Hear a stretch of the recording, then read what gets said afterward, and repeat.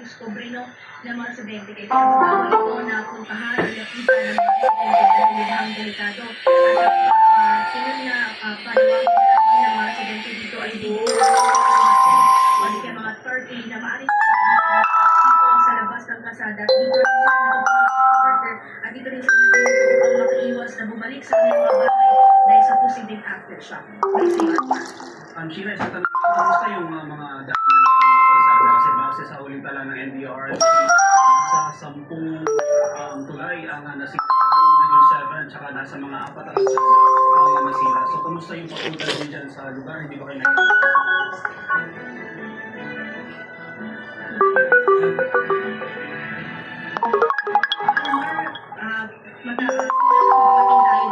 sa Northern Cebu from Daang Bantayan Port papunta dito sa San Remigio ay so far naman ang sitwasyon dahil wala naman tayo sa matinding traffic at yung mga kalsada naman may mga nakikita rin tayo may mga kita pero iniiwas naman ito ng mga ating mga kababayang mga biyahero no at particular dito sa San Remigio ayon kaya Mayor Marcelino no na nakapanel natin sa kanina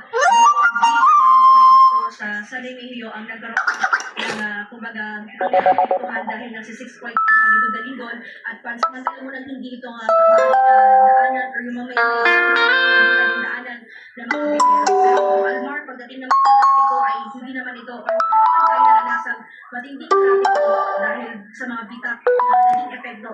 Almar. Sheila, live report, at ina kayo dyan.